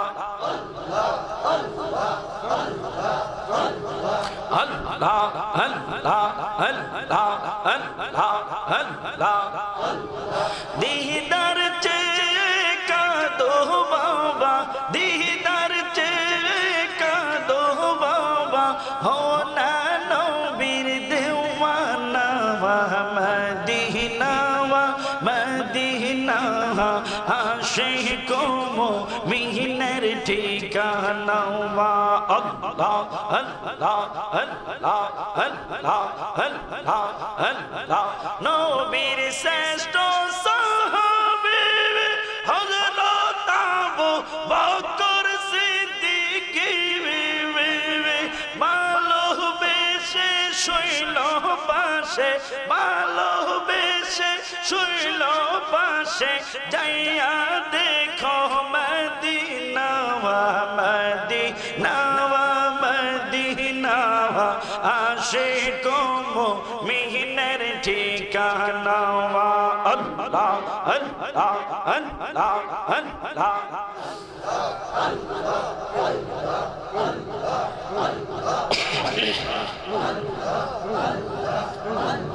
লা ইলাহা ইল্লাল্লাহ মুহাম্মাদুর রাসূলুল্লাহ সাল্লাল্লাহু তাআলা আলাইহি ওয়াসাল্লাম। এবার আমি ডাইরেক্ট কোরআনে ঢুকে যাচ্ছি, গভীর খেয়াল, গভীর মনোযোগ। হযরত ওমর ওই মহিলাকে ডাক দিয়ে বলতেছে, বোন, তোমার বুকের যন্ত্রণা, তোমার বুকের ব্যথা আমি বুঝতে পেরেছি। এবার তোমার কাছ থেকে জানতে চাই, আগামীকাল উমরের কাঠগড়ায় কোন 4টা বিধানের জন্য আমাকে দাঁড় করায়া দিবা, একটু যদি বলতে আমি খুশি হয়ে যেতাম। গভীর মনোযোগ। আব্দুল্লাহ বিন সাদের স্ত্রী ডাক দিয়ে বলে, যুবক, ও যুবক, আমি কোরআনুল কারীমের একটা বিধানকে লঙ্ঘন করলাম এই গান গেয়ে। হযরত ওমর বলে, কোন বিধান তুমি লঙ্ঘন করেছো? মহিলাটা ডাক দিয়ে বলে, শুনে রাখো, আমি কোরআনুল কারীমের 21 পারার 31 নম্বর সূরা সূরাতুল লুকমানের 6 নম্বর আয়াতকে আমি লঙ্ঘন করেছি। যদি তুমি বলো আমি অশ্লীল গান গেয়েছি, তাহলে আমি কোরআনের একটা বিধানকে লঙ্ঘন করলাম। এ যুবক, কোরআনুল কারীমের 21 নম্বর পারা 31 নম্বর সূরা সূরাতুল লুকমানের 6 নম্বর আয়াতে আমার আল্লাহ বলেন, ওয়া মিনান নাসি মান ইয়াশতারি লাহওয়াল হাদিসি লিয়ুদিল্লা আন সাবিলিল্লাহি বিগাইরি ইলম ওয়া ইয়াত্তাখিদাহা হুজুওয়া উলাইকা লাহুম আযাবুম মুহিন। মহিলাটা ডাক দিয়ে বলে, যুবক, আমার আল্লাহ কই, মানুষের মধ্যে এমন লোক আছে যে অর্থহীন গান ক্রয় বিক্রয় করে নেই, যাতে যে মানুষকে গুমরাহির মধ্যে নিয়ে যায়। শুধু তাই নয়, তার এই গানের কথাগুলোর মধ্যে কোনো জ্ঞান নাই। এই গানের কথাগুলোর মাঝে শুধু অশ্লীলতা ছাড়া আর কিছুই নাই। এই রকম গান আমাদের সমাজে আছে না নাই? এই রকম গানও আমাদের শিল্পীরা গায়, যেই গানের আগাও নাই পাছাও নাই। কথা কোন ঠিক কিনা? এই গান শুই নাই যুবকরা মাথার গান পায়ে ফালায়, নাচতে নাচতে নাচতে নাচতে ঘাইমা জামা তো ভিজে ভিজে নিচের মাটিটা পর্যন্ত ভিজা যায়। ও যুবক, এই রকম গান গাইতে হবে, যেই গান গাইলে আমল নামার মধ্যে সওয়াব লেখা হবে, ঠিক কিনা? হযরত হাসান বিন সাবিত আমার নবীর মহব্বতে গান গাইতো। ওই গান কেমন গান? আমার নবী, আপনার নবী ডাক দিয়ে কই, হাসান বিন সাবিত রে, তুমি যখন আমি নবীর উপরে কবিতা লেখা শুরু করে দাও, আমার আল্লাহ তোমাকে সাহায্য করার জন্য অন্য কাউকে পাঠাই না রে। ফেরেশতাদের মধ্যে যিনি সর্বশ্রেষ্ঠ ফেরেশতা হযরতে জিবরাইলকে তোমার সাহায্যের জন্য পাঠায়া দে। তো জবানটা খুলে কোন না সুবহানাল্লাহ, পিছনের বাইটা সুরে কোন আল্লাহু আকবার। হযরত ওমর এবার ডাক দিয়ে বলে, বোন রে, ও বোন, বুঝতে পারলাম তুমি কোরআনের সূরা লুকমানের 6 নম্বর আয়াতের বিধানকে লঙ্ঘন করেছো, কিন্তু তুমি যে বর্ণনা আমার কাছে পেশ করেছো তোমার স্বামী যুদ্ধের ময়দানে যাওয়ার কারণে, এই বর্ণনা অনুযায়ী তোমার এই গানে কোনো অসুবিধা। আগামীকাল সকালবেলা তুমি আর উমরের কাঠগড়ায় দাঁড়াতে হবে না। এবার বলো রে বোন, আমি কোরআনের 4টা বিধান কি লঙ্ঘন করলাম? ওই 4টা বিধান তুমি আমারে জানায়া দাও। আগামীকাল সকালবেলা উমরের কাঠগড়ায় কিসের জন্য আমারে দাঁড় করাইবা? এবার আব্দুল্লাহ বিন সাদের স্ত্রী ডাক দিয়ে কই, ও যুবক, 1 নম্বরে তুমি যে কোরআনের বিধানকে লঙ্ঘন করেছো, আমার আল্লাহ রাব্বুল আলামিন কোরআনুল কারীমের 2য় পারার 2য় নম্বর সূরা, সূরার নাম হলো সূরাতুল বাকারা। সূরাতুল বাকারার 189 নম্বর আয়াতের মধ্যে আমার আল্লাহ কি বিধান দিয়েছেন? ও আমার ভাইরা রে, এই বিধানটুকু যদি আজকের মাহফিল থেকে বাড়িতে নিয়ে যাইতে পারি, এটাই আমার আপনার জন্য নিয়ামত হয়ে যাবে। মাহফিল সারা রাত শুনে লাভ নাই যদি আমার আপনার আমলের মধ্যে না নেই। কথা কয় না? যদি আমি আপনি আমলের মধ্যে না নেই, সারা রাত মাহফিল করতে পারবো, এই মাহফিলে কোনো ফায়দা নাই। বন্ধুরা রে আমার, বাবাজিরা রে আমার, এখন আমি হযরত ওমর 4টা বিধান লঙ্ঘন করেছে, এই 4টা বিধান কোরআন থেকে আপনাদের সামনে তুলে ধরব। এই 4 বিধান আমরা যদি বাস্তবায়ন করি, তাহলে কোরআনের বিধান বাস্তবায়ন হয়ে যাবে। কোরআনের বিধান যে জায়গায় বাস্তবায়িত হয়, ওই জায়গায় রহমত নাজিল করেন কে? আল্লাহ। আল্লাহ বলতে কি অসুবিধা আছে? 2020 সালের আল্লাহ রহিব জুড়ে আমি আপনি কোরআনের বিধান যদি বাস্তবায়ন করি, রহমত নাজিল করেন কে? হয় নাই কে? আল্লাহ। ওই আল্লাহ যদি আমার রাজি খুশি হয়ে যায়, তাহলে গোটা পৃথিবী আমার রাজি খুশি, ঠিক কি না? আপনাদের এলাকার বক্তা তুফাজ্জল হোসেন বৈরবী সাহেব একটা ওয়াজ করে, এক বাসার কাজের লোক অনেক গুণান, একটা কাজের লোকরে মালিক খুব পছন্দ করে। ফাঁকে দেখো তুফাজ্জল হোসেন বৈরবী সাহেবের ওয়াজটা করে দেয়। মালিক খুব পছন্দ করে একজনকে, হে ভিতর বাড়িতে যায়, মালিকের বাচ্চারও কোলো নেই, অন্যান্য কাজের লোকরা খুব রাগ করে। একদিন মালিকের কাছে বিচার দিছে যে হুজুর কি দাও না লাড়ি লড়ি লই, আবার বাবা হইতাছি ফোন টোন দিয়া কইতেছে স্টেজে ফাঁসে যা আপাতা হইরা বাইরে মজা করে আল্লাহ। আমি আবার হে ওয়াজ করি না, বাইরের ওয়াজ আমি করি না, কোরআন এবং হাদিস থেকে কথা বলি। কথা কোন ঠিক কিনা? আমি বিস্তি কথা একটু কম বলি। গভীর মনোযোগ।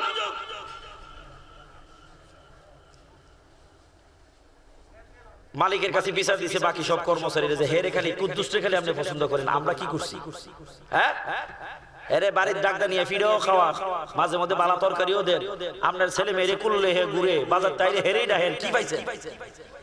হেরে কেড়ে ভালোবাসি, হেরে কেড়ে ডাহি, তোরা কি জানতে চাইবি? জানতে চাস? হ্যাঁ জানতে চাই। ঠিক আছে, তুফাজ্জল হোসেন বৈরবী সাহেবের কেসে ডুবাছে হইলে। তো মালিক কি করছে? একটা স্টেজ বানাইছে, স্টেজের মধ্যে একটা ফ্রিজ রাখছে, একটা টিভি রাখছে, একটা দামি মোবাইল রাখছে, এই পাশে 20,000 টাকা রাখছে, আর মধ্যখানে মালিকের চেয়ার দিয়ে বসে কইছে এই সবগুলো হইছে আজকের প্রেজেন্টেশন। ওই মাথার থেকে দুইটা যে আগে যেটা ধরতে পারবো এই হিরার মালিক হয়ে যাবে। সব কর্মচারীরা এই পাশে হারা করছে।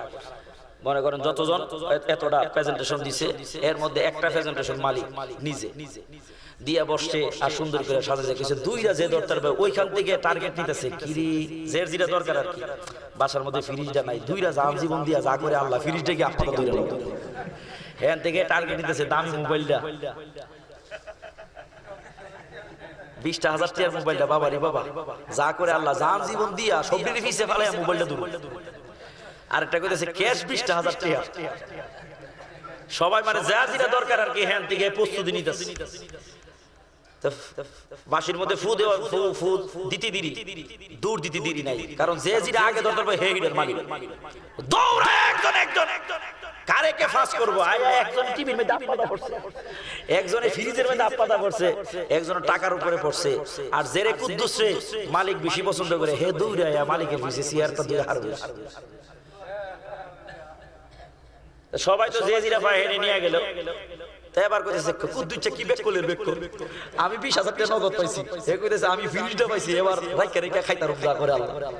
আর কুদ্দুসে গিয়ে হারো গেছে, কিচ্ছু পাইছে না। পরে কুদ্দুসের মালিক ডান দাজি, কি রে কুদ্দুস 20,000 টাকা আছে, এত দামি মোবাইল আছে, এত সুন্দর টেলিভিশন আছে, রঙিন টেলিভিশন 32 ইঞ্চি থইলাম, তুই নিলে না। এত বড় সুন্দর ফ্রিজ থইলাম, তুই নিলে না। তুই আমার পিছে দাঁড়ায় রইছিস কে? কুদ্দুসে তো ব্যাক কল। হ্যাঁ কো মালিক, এখানে ব্যাক কলটা কি সালা? কো মালিক এই টিভি তো আপনি দিছেন, ফ্রিজও আপনি দিছেন, টাকাও আপনি দিছেন, মোবাইলও আপনি দিছেন, কোন ঠিক কিনা? হয় আমি তো দিছি, এগুলো তো আমার টাকাই কিনা। সবগুলো আপনি দিছেন।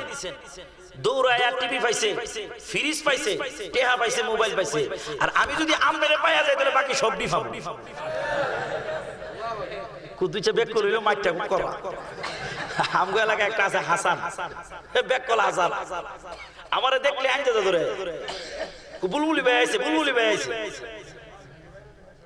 সহজ সরল তা আমি একদিন ঘিরে ইয়ারে হাসান তোর দি সবাই কই তুই বলে ব্যাক কর আমারও তো ব্যাক কল কইব জিডি আমার ব্যাক কল হিড হইবে আসলে একটু মানে বুদ্ধি শুদ্ধি কম আর কি এমনি ব্যাক কল না বুদ্ধি শুদ্ধি একদিন আমি মনে মনে কই হে আইলে আমার দেখলে দিন না 10 টাকা দিন মানে 10 টাকা দিলে মহা খুশি তা আমি 10 টাকার জায়গা 20 টাকা মাঝে মধ্যে দিই একদিন আমি কই আরে হে সবাই এর ব্যাক কল কই হে কিন্তু ব্যাক কল মানতে রাজি হে যে ব্যাক কল এটা হে মানতে রাজি আমি কি আজকে একটু পরীক্ষা করে দিই হে ব্যাক কল নাকি এরকম বাপ ধরে সব তা আমি ফগর থেকে 100 টাকা একটা নোট বাই করছি আর ফার্স্ট টাকা নোট বাই করছি ফার্স্টটা নতুন ফার্স্ট টাকা এর ফার্স্ট টাকা নোটে আমি ধরছি একটা ফার্স্টটা এরকম ভাবে আর 100 নিয়ে 100 টাকা ধরলাম কি রে হাসান কোনটা নিবি এক আমারই কত বেকল বাদ জানা নেই যত বেকল বাদ জানা আমি অত বেকল না কো আমি আচ্ছা তুই কোনটা নিবি নে আমি কি কমটা নিবো না ফার্স্টটা ফার্স্ট তুই নিবি কি মজা লাগতা কি বেটা কি সালাকটা আমি কইছি ঠিক আছে তুই সালাকে ঠেলা আমি তুই এই যে ফার্স্টটা নিছ আর এই যে একটা এই ফার্স্টটার থেকে একটা কত গুণ বেশি তুই জানো 4 গুণ বেশি কহ মাইসে দিকে বেকল কো আমনে আমার বেকল বাজেন বুঝি না এনো ফার্স্টটা এরকম বেকল কিছু আছে তো একো মনি আমি আপনার পিছনে দাঁড়াইলাম আপনি যদি হন টিভিও আমার ফ্রিজও আমার মোবাইলও আমার টেকাও আপনি ইচ্ছা করলে সবই আমাদের দিতে পারেন আমরাও রাজি করতে চাই কাকে জবানটা খুলে কোন কাকে আল্লাহ যদি আমার হয়ে যায় तमाम পৃথিবীটা আমার কথা কোন ঠিক কিনা ওই আল্লাহকে আমরা রাজি খুশি করতে চাই কি চাই না জবান খুলে কোন চাই কি চাই না দুইটা হাত তুলে 2020 সালে একটা স্লোগান হইব আল্লাহ যেন খুশি আমি কুমা আপনারা খালি আওয়াজটা দিবেন ভুলে আমরা বাড়াই যা করে আল্লাহ গলাগুলো ভাঙলে ভাঙবো কালকে আমার মাহফিল নীলফামারী সৈয়দপুর কোনো অসুবিধা নেই তবে আজকের মাইক যে স্পেশাল মাইক এই মাইক কোম্পানির আমি খারাপ করতেছি না এমনি এরা ভালো সার্ভিস দিতেছে কিন্তু মনে মাল মিটামটা ভালো করে আনতে পারছে না আর কি কাছে গিয়ে একটু আগে দেখছেন না জিকির দিয়ে যদি গলাগুলা টাইনা লয়ে দিতেছে পরে আমি একা দূরে গেছি যে লক্ষণ বেশি ভালো রেডি নি জোয়ান জিরি আওয়াজটা একটু বড় করে দিব মুরব্বিরা দূরে দূরে দরকার নাই আবার কাইতে কিতে ফিরে গেলে বুলবুলি সব মাইরা লিছে মুরব্বিরা দেওয়ার দরকার নাই জোয়ান জিরি 2020 সালে একটা ঠেলা হইব ডাশরে দেখছি অনেক জায়গায় কনসার্টের আয়োজন করছে আমাদের কনসার্ট হবে আল্লাহু আকবার স্লোগানের কনসার্ট কথা কোন ঠিক কিনা যুবক এমন একটা আওয়াজ হবে বাড়ি করে জিরিয়া সিডি বউর কুন্নি খাইবো কুন্নি তবে কুইরার করে কুইরা দেহ শিবপুর মসজিদের সব গিয়া মাহফিল ছিলে আমার গলা ফাটাইতে স্যার তুমি খালি ঘুমাও আর জীবন দেখবেন বউর কুন্নি খাই আস্তে আস্তে সব মুছতে মুছতে আইবো মাহফিল জিলে আইছে আপনাকে স্লোগান হইনা সওয়াব পায় গেছেন আপনারা কি হাত দিয়ে তুলে না সবাই এবার মুটটা বন্ধ করে মানে মুটটা বন্ধ মানে কি ফাড়াইলে রেডি নি সত্যি দেখবো নারায়ে তাকবীর বড় এই আওয়াজে মা বাজারের বাইরে গেছে এই আওয়াজ হইতো না আরেকটা আওয়াজ দিতে হবে সুন্দর করে নারায়ে তাকবীর আল্লাহু আকবার নারায়ে রিসালাত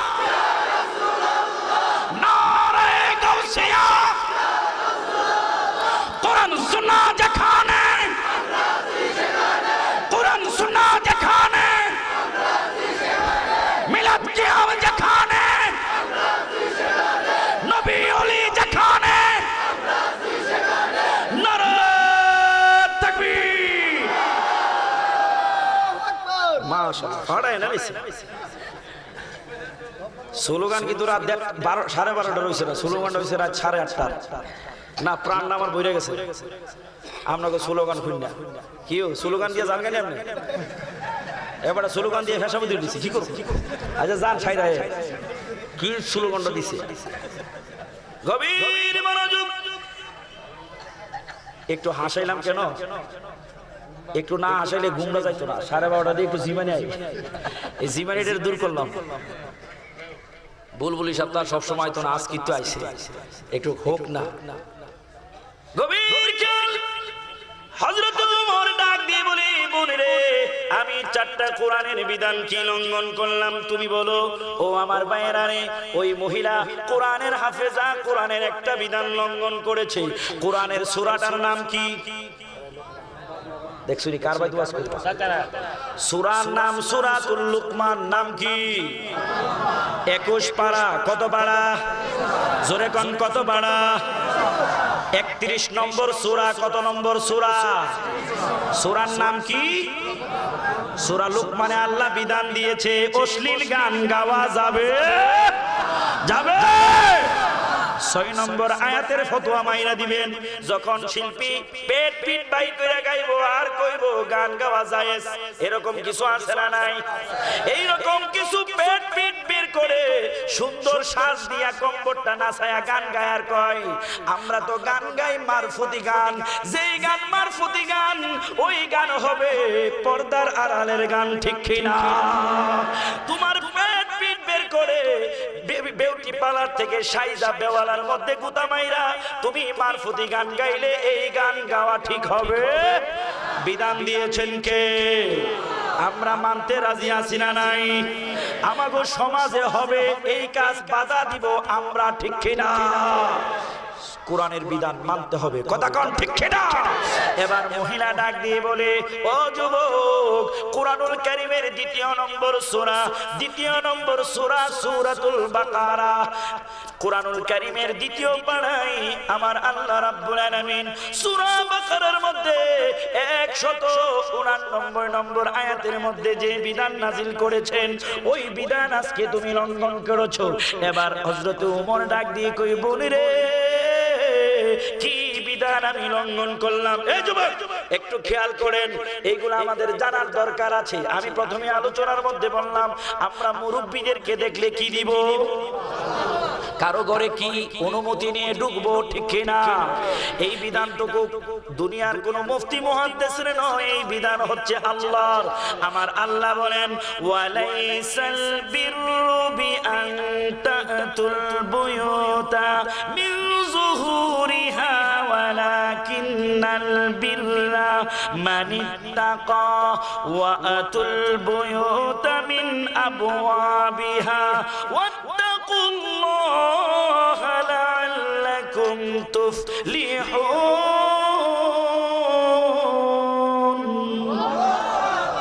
আমার আল্লাহ কি বলেন?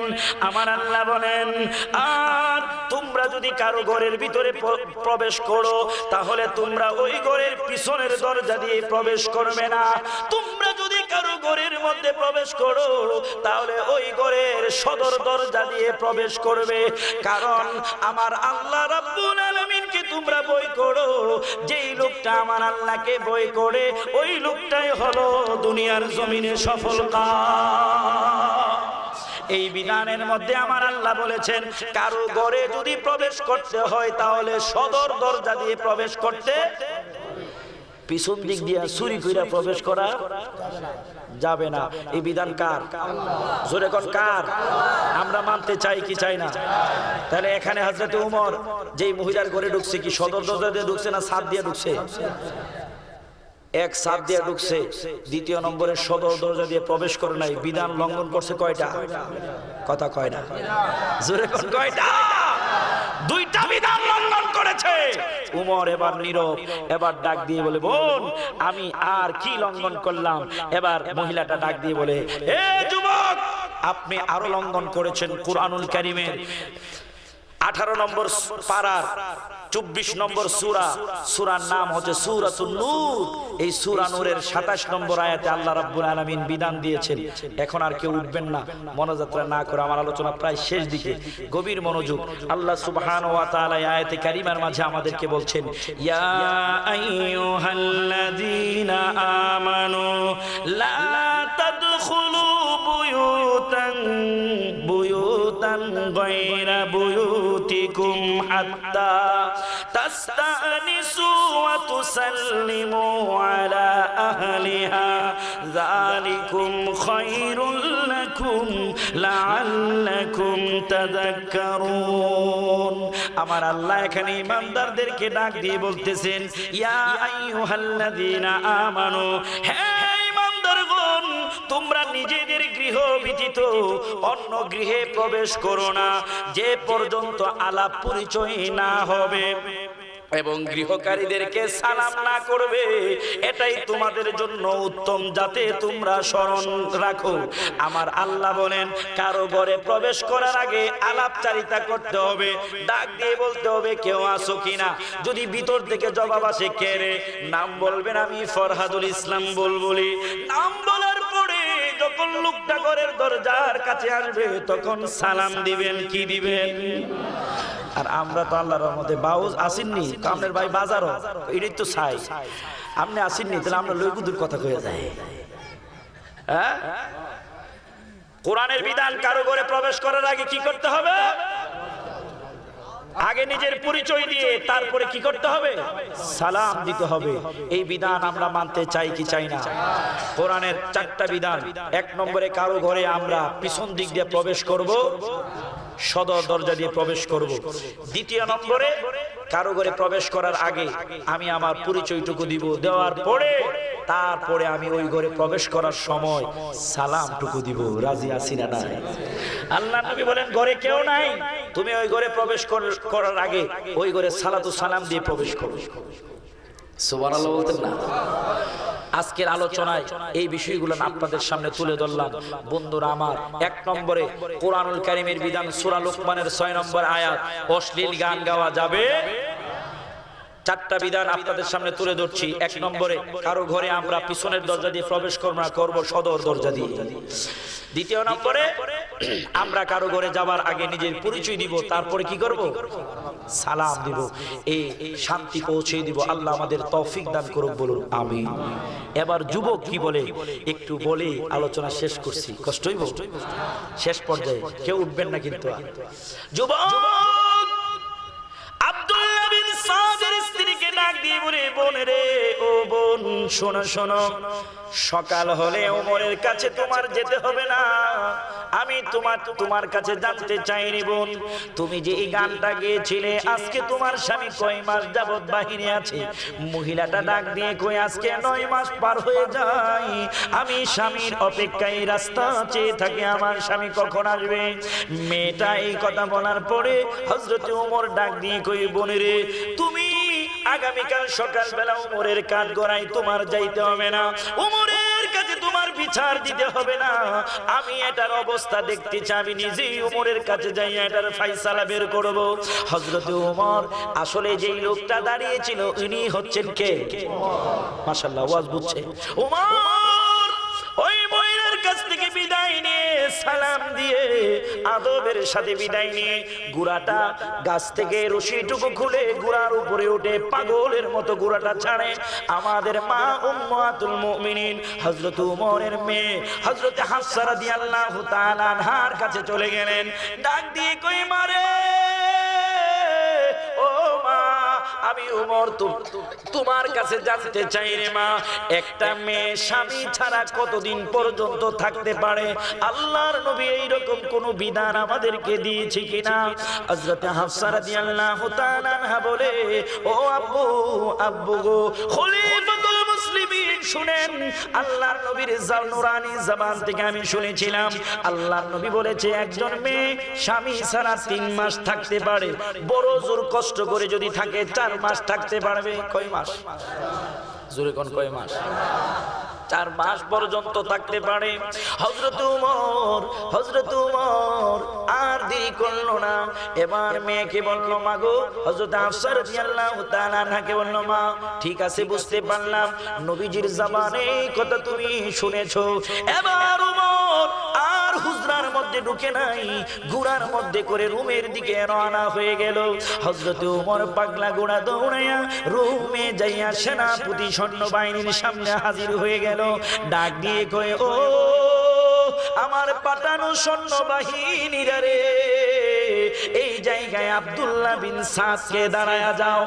আব্দুল্লাহ বিন সাদ দাঁড়িয়ে গেল, থর থর করে কাঁপতেছে, হায়রে খলিফাতুল মুসলিমিন এই জায়গায় হাজির, কি জানে অন্যায় আমার হয়ে গেছে, কি জানে শাস্তি আমার কপালে বাধ্যতামূলক হয়ে যাচ্ছে। আব্দুল্লাহ বিন সাদ দাঁড়ানোর পরে হযরত ওমর কই, ভাই রে ভাই, একটু তুমি বই করো না রে ভাই, আমি তোমাকে শাস্তির জন্য উপস্থিত হয় নাই। আব্দুল্লাহ বিন সাদের হাতটা হযরত ওমর জড়ায় ধরে কই, ভাই আমার অন্যায় হয়েছে, অপরাধ হয়েছে, ক্ষমা করে দাও। এই আব্দুল্লাহ বিন সাদ, নাও নাও, আমার গুড়াটা তোমাকে দিলাম, এই মুহূর্তে তুমি বাড়িতে চলে যাও। এই যুদ্ধের সেনাপতি আমি ওমর নিজে হয়ে গেলাম। যুদ্ধ সমাপ্ত হওয়ার আগ পর্যন্ত আমি ওমর সেনাপতি হয়ে যুদ্ধ চালিয়ে যাব। একবার দেখা দাও যদি ও গো কামলে, বলুন একবার দেখা ও গো মদিনাওয়ালা, হাসি মুখে পড়াবো তোমায় হাজার ফুলের মালা। বলুন ইয়া রাসূল, জোরে ইয়া হাবিব, জোরে ইয়া রাসূল, ইয়া হাবিব। বলুন একবার দেখা দাও যদি ও গো কামলে, মাশাআল্লাহ, একবার দেখা ও গো মদিনাওয়ালা, হাসি মুখে পড়াবো তোমায় হাজার ফুলের মালা। জবান বন্ধ রাখবেন না, জোরে কোন ইয়া রাসূল, মাশাআল্লাহ, ইয়া হাবিব। গোলাপ নীলাম, গাঁদা নীলাম, নীলাম রজনীগন্ধা, মনের সুখে মালা গাঁথিলাম সকাল থেকে সন্ধ্যা। একবার দেখা দাও যদি ও গো মদিনা, হাই হাই, একবার দেখা ও গো কামলেওয়ালা, হাসি মুখে পড়াবো তোমায়। বলুন ইয়া রাসূল, ইয়া হাবিব, জোরে ইয়া রাসূল, ইয়া হাবিব। হযরত ওমর ডাক দিয়ে কই, বাইরে এই মুহূর্তে তুমি চলে যাও। হযরত ওমর আব্দুল্লাহ বিন সাদকে পাঠায়া দিলেন খালি ডেগায়। সভাপতি সাহেবের বাসায় যে খাওন খাওয়াইছে, চমৎকার পাক, মাশাআল্লাহ, ভালো পাকাইছে, খাইছি পেটটা বইরা, এই জন্য খালি লারা মারে। শ্রোতারা কইতেছে সভাপতির বাসায় খালি কি হুজুরে খাওয়াইছে, হুজুর না, কয়েক বিষ খাওয়াইছে। মারহাবা কর না, মারহাবা। হযরত ওমর আব্দুল্লাহ বিন সাদকে পাঠিয়ে দিল। ঘোড়া দৌড়ে আব্দুল্লাহ বিন সাদ চলে আসলো। বাড়িতে আসার পরে হযরত ওমর এই দিক দিয়ে যুদ্ধের ময়দানের সেনাপতি হয়ে গেল। আব্দুল্লাহ বিন সাদ বাড়িতে আইসা নববধূর চেহারার দিকে তাকাইলো। তাকানোর পরে তাকায় দেখে তার স্ত্রী থর থর থর থর করে কাঁপছে, কারণ গত রাতে যে লোকটা তার ঘরে এসেছিল সে তার সাথে কত শক্ত কথা বলল। দিনের বেলায় পরিচয় পাইছে লোকটা সাধারণ কেউ নাই, তিনি হচ্ছেন খলিফাতুল মুসলিমিন ওমর। আব্দুল্লাহ বিন সাদ ডাক দিয়ে বলে, বিবি রে, কেন তুমি করছো? চোখের পানি ছেড়ে ছেড়ে কাঁদছে। আব্দুল্লাহ বিন সাদের বিবি ডাক দিয়ে কই, স্বামী গো, গত রাত্রে যিনি আমাদের ঘরে এসেছিলেন এমন একটা লোক আসছিলেন, আমি তো তার সাথে খারাপ আচরণ করলাম, ভালো ব্যবহার করি নাই। আব্দুল্লাহ বিন সাদ বলে, কে আসছিল? কো স্বামী গো, রাতের বেলায় তো আমি তো তার সাথে কড়া কড়া কথা বলছি, দিনের বেলায় পরিচয় পাইলাম উনি হচ্ছেন খলিফাতুল মুসলিমিন ওমর। এবার আব্দুল্লাহ বিন সাদ একটা মজার কথা কইছে, এই কথাটা কয়ে আলোচনা শেষ করুন। তার আগে আমি দুইটা নসিহত করি, দুই কথায় তিন কথায় 2-3 মিনিটে তিনটা নসিহত করতেছি। 1 নম্বর নসিহত হচ্ছে আমাদের ইবাদত করতে হবে কার? কি আল্লাহ নাম কইলে কি অসুবিধা আছে নাকি? বাসার থেকে বউ কয়ে দিছে জোরে কইলাম কথা কইব না, হুজুরে যা ছিলেন চিল্লাইব, তুমি কইলাম জোরে কথা কইব। এটা তো বউর কথা সবাই শুনে, মা বাবার কথা মজা লাগে। যুগটা কি একটা যুগ আইছে।